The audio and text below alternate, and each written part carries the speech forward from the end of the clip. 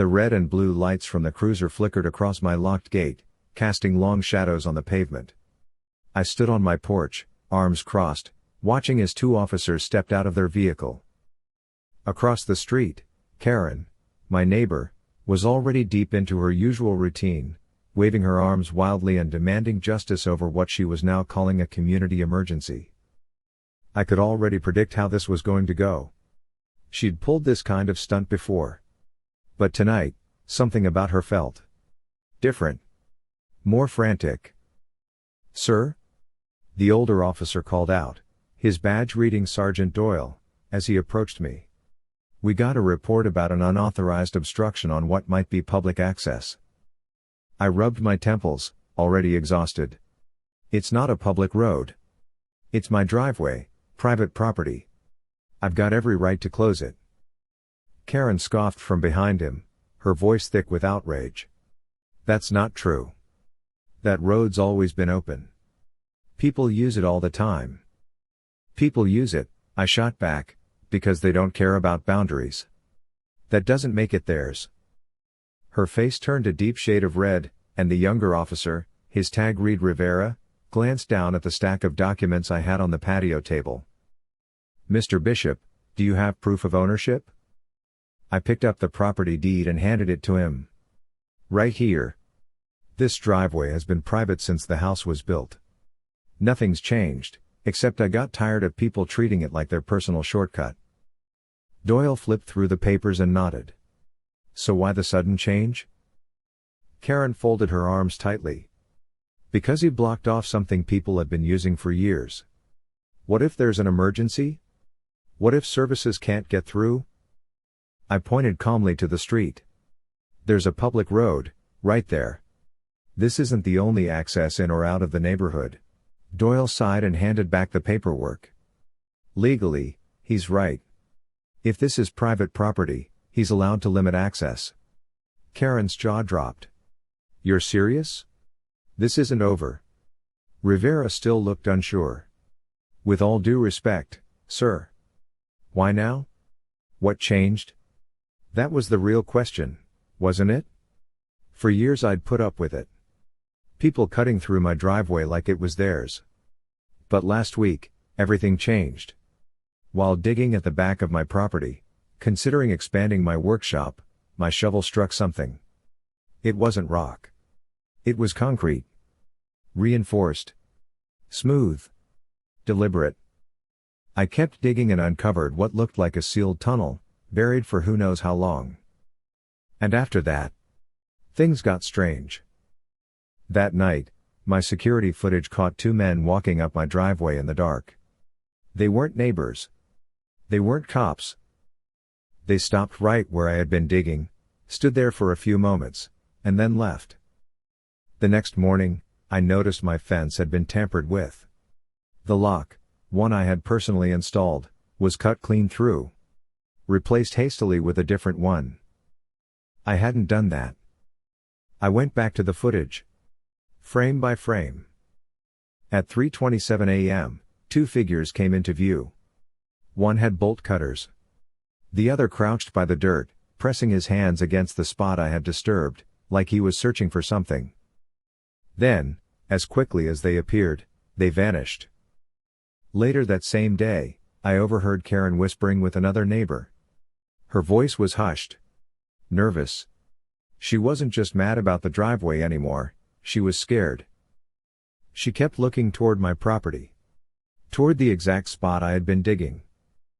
Did she know something I didn't? I didn't tell the cops any of this. I simply shrugged.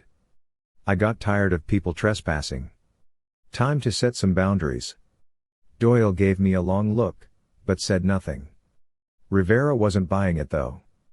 "Mind if we see where you closed it off?" I gestured to the gate. "Go ahead."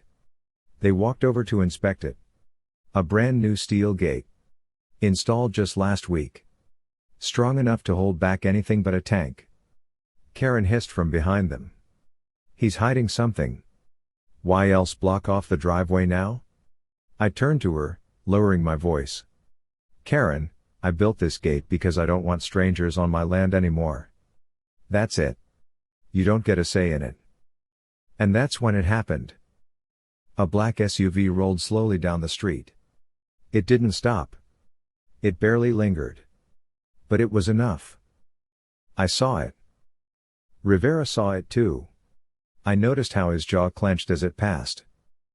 That night, after the police left and Karen stormed into her house, I sat in my workshop and pulled up the footage again.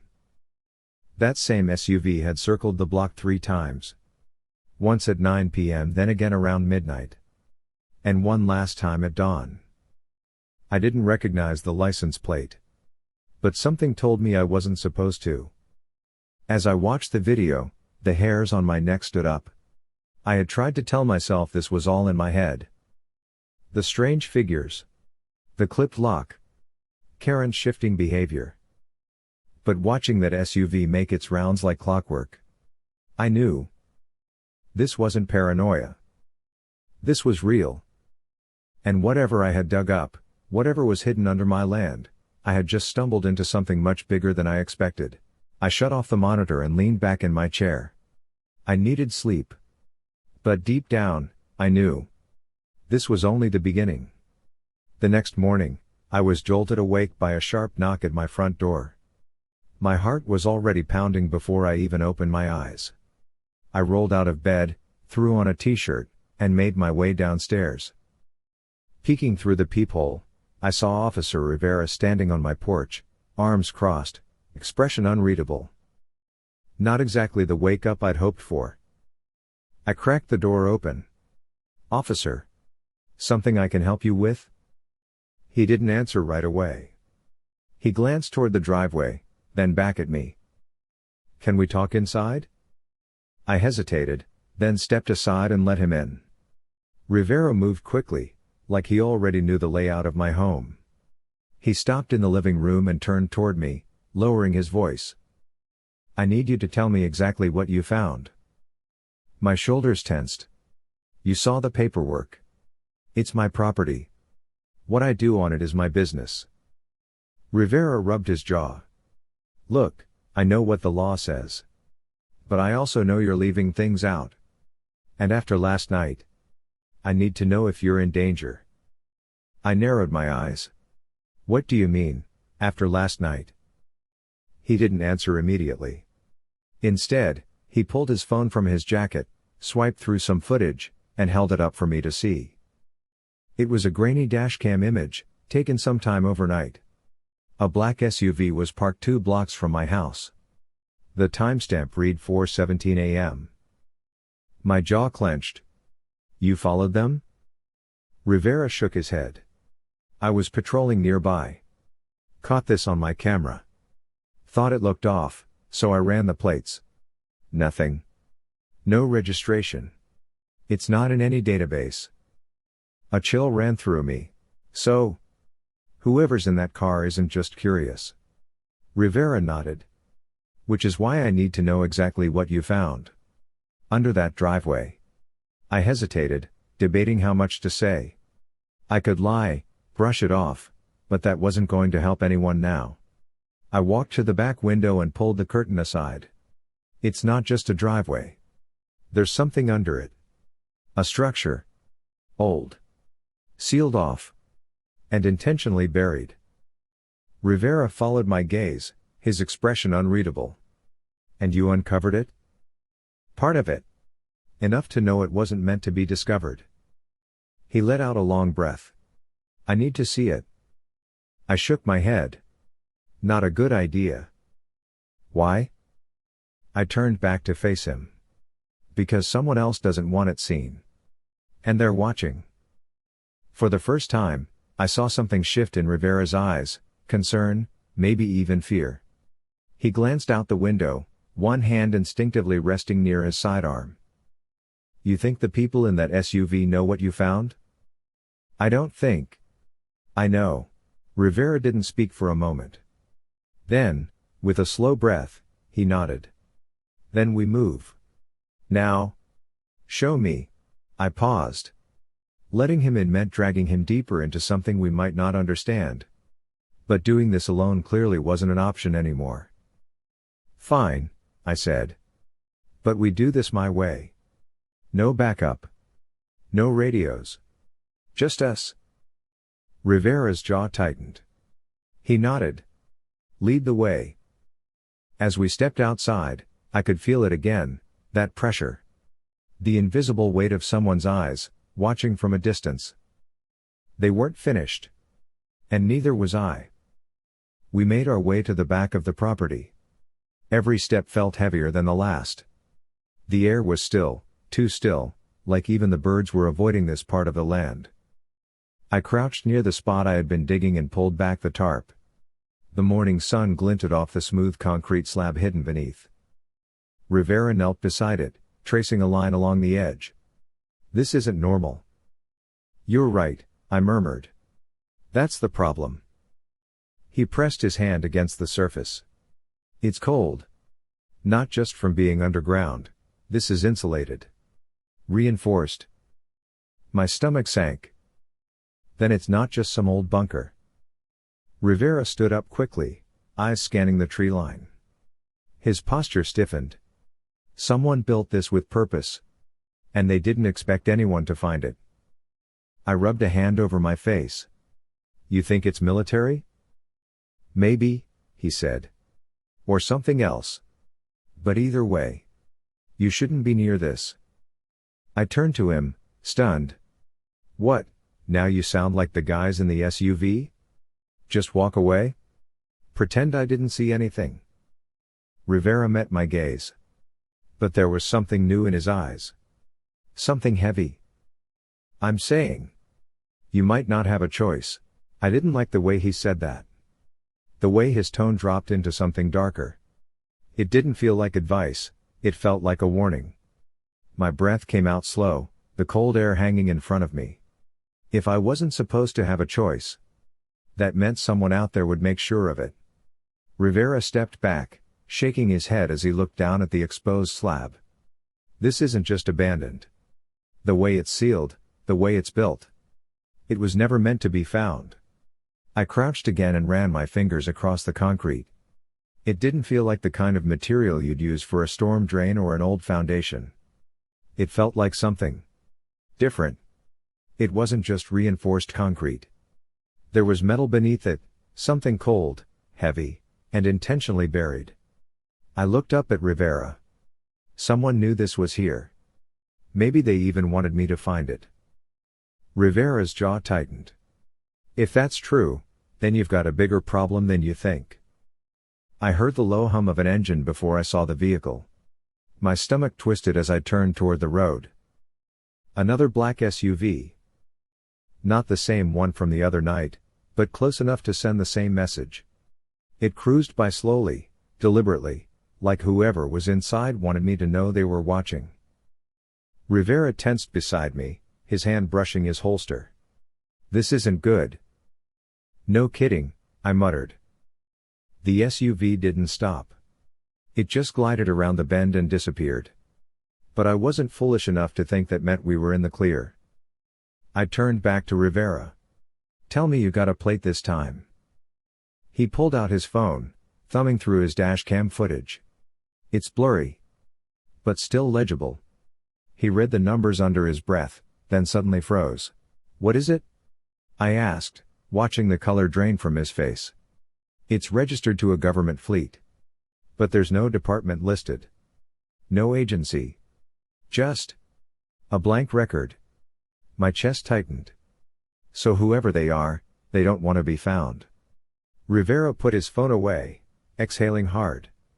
If they know we're looking, they'll escalate. You need to be careful. I looked back at the slab of concrete, my gut screaming that I was already way past the point of caution. What do you think is down there? I asked.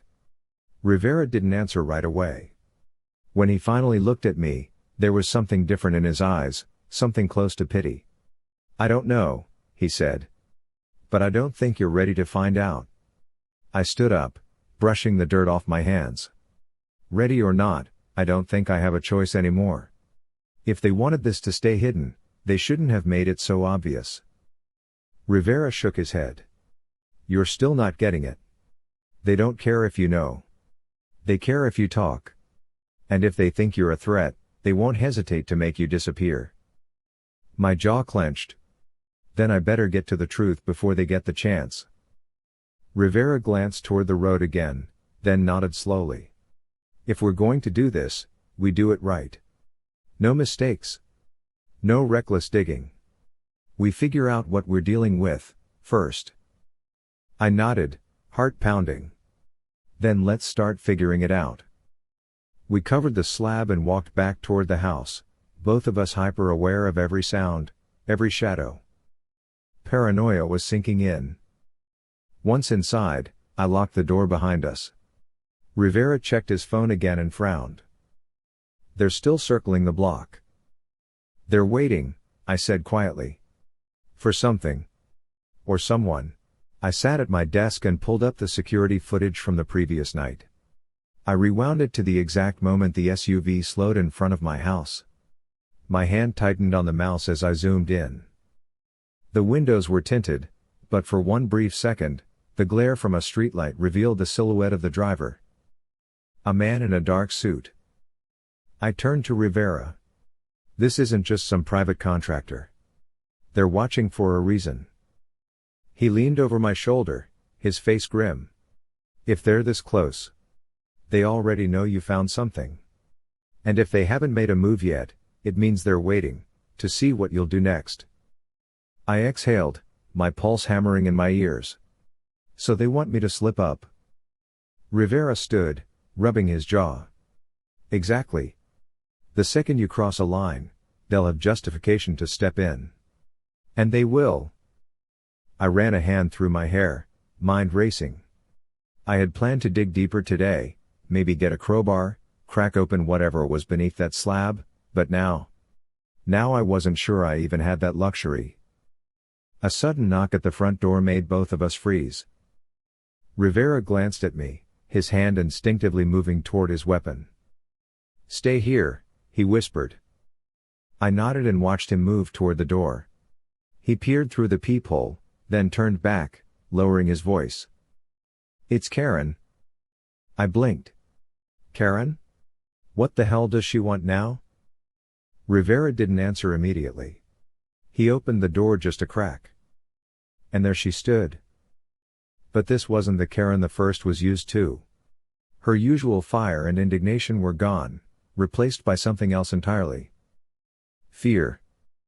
She looked at Rivera, then past him, straight at me.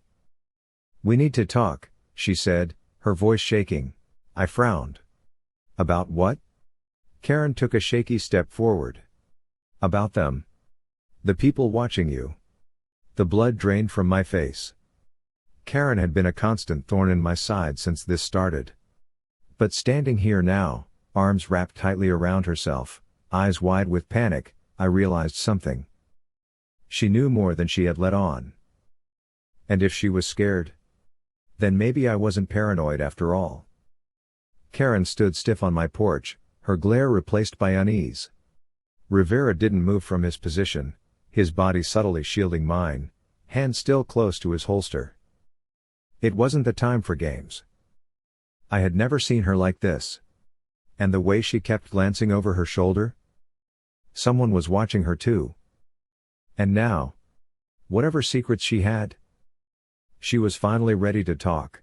Karen clearly had more on her mind than her usual complaints. I stepped forward, arms crossed. This better be good. She exhaled sharply, her jaw tight like she was biting back something dangerous. For a moment, she hesitated. But then her eyes met mine, and this time, I saw it. Real fear. You have no idea what you've gotten yourself into. I glanced at Rivera, who hadn't taken his eyes off her. I think I've got some idea, I replied.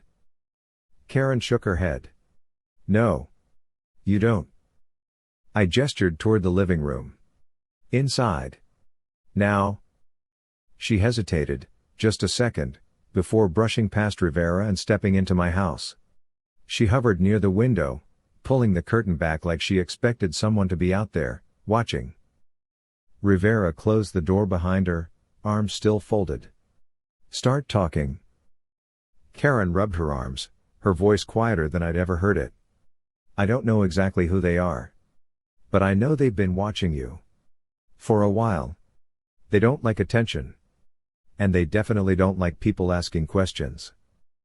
I narrowed my eyes. And how do you know that? She swallowed hard. Because I made the mistake of asking questions once. And they made sure I wouldn't do it again. Rivera stepped forward slightly. What do you mean? Karen hesitated. Then, with a sharp breath, she spoke. My brother. He used to work in real estate development. A few years ago, his company was hired to assess land values in this area, including your property. Everything seemed normal, until he started digging into the records. He found a discrepancy, something about your land never being properly recorded for private sale.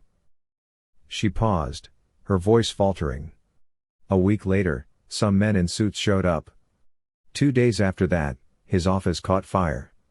He quit his job the next morning and never spoke about it again. My heart pounded in my chest. And you're just now telling me this? I asked. Karen's eyes flared. You think I wanted to get involved? I knew what they were capable of. But after what I saw last night, I can't ignore it anymore. I looked to Rivera.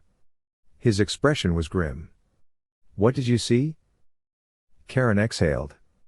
That SUV wasn't just watching you. It was watching me, too. I saw it parked outside my house at 2 a.m. A man was standing next to it, staring across the street at your place. Then, he turned and looked right at my window. Rivera rubbed his jaw. They're tightening their grip. I turned to Karen. Why tell me now? Why not just stay out of it? She pressed her lips into a thin line. Because I realized something. If they're willing to go after me for just knowing too much, then you're already in way deeper than I ever was. You think they're just watching you? They're waiting. Waiting for you to make the wrong move so they can act first. My stomach twisted. But I kept my expression neutral. So, what do you suggest? Karen's voice dropped. You need to stop. Stop digging. Stop pushing. If you don't, they'll make you disappear. Rivera's jaw clenched. That's not an option. Karen snapped toward him. Why? Because you're a cop? You think that matters to them? I stayed silent. She was right about one thing, I'd been treating this like a mystery to be solved. But it wasn't a puzzle. It was a warning. And warnings come with consequences. You could have walked away, I said quietly. Karen's expression darkened. Maybe. But I've seen what happens when people pretend nothing's wrong. And I'm not going to be next. The air was heavy. Karen had spent years being a nightmare of a neighbor. But now, for the first time, she was afraid of something much bigger than both of us. I turned to Rivera. We're running out of time. He nodded. Then we need to move. Now.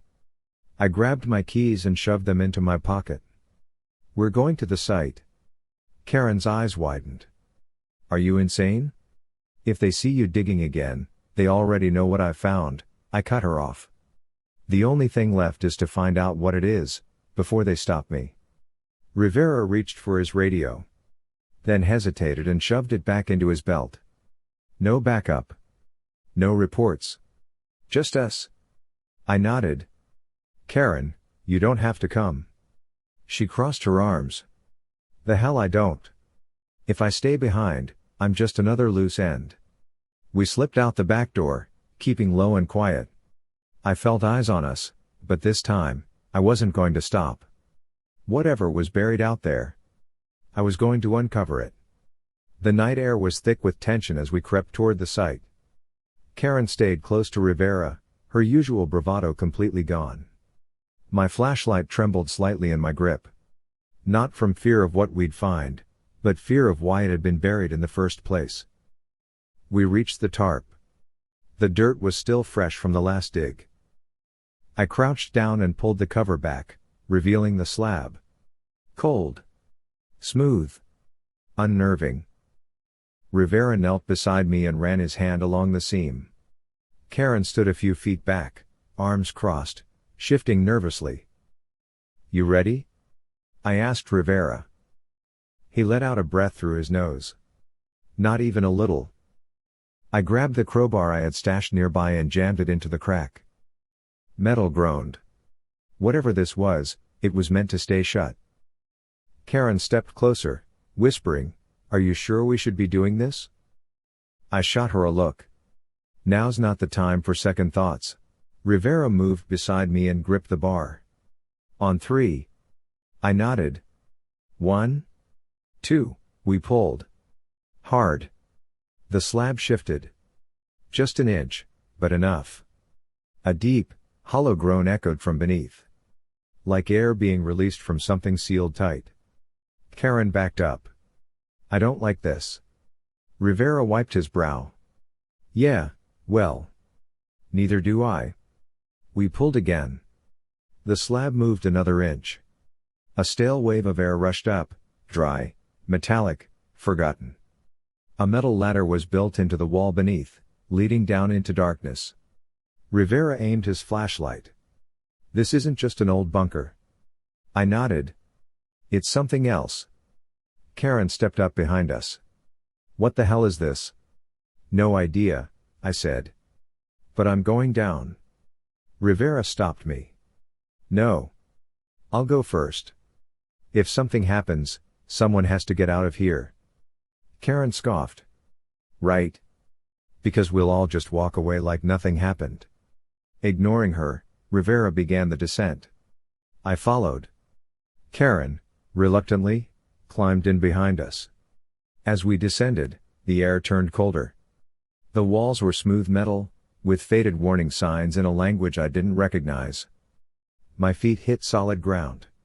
Ahead stretched a corridor, perfectly intact. Frozen in time. Rivera's voice was tight. This isn't just a bunker. No, I replied. It's not. Karen stood beside us, hugging herself. Do you hear that? At first, nothing. Then, a faint mechanical hum. Rivera turned toward a rusted door. The sound was coming from behind it. He pushed it open. The room inside was small, lined with old computer terminals and thick cables. A control panel flickered faintly. Covered in dust. Except one section. The keyboard. Someone had used it, recently. Rivera cursed under his breath. No signal. I ran my hand over the panel. It was still warm. This place still has power. Karen shifted. I don't like this. We need to go. I ignored her. Papers were scattered across the floor. I picked one up. Not English. Rivera leaned in. That's Cyrillic. Russian? I asked. He nodded. Soviet. My heart sank. This wasn't just a military site. This was something much older. And far more dangerous. Karen stepped back. No. Nope. I'm out. You don't just find a Soviet bunker under your backyard and keep digging. We're already in this, I said. There's no turning back now. Then, clang. A noise echoed from down the corridor. Followed by footsteps. Karen went pale. We're not alone. Rivera shut off his flashlight, signaling for silence. I gripped the crowbar tightly, breath shallow. Whoever had been watching us from those SUVs, they weren't just observers anymore. They were here, and we had just walked right into their territory.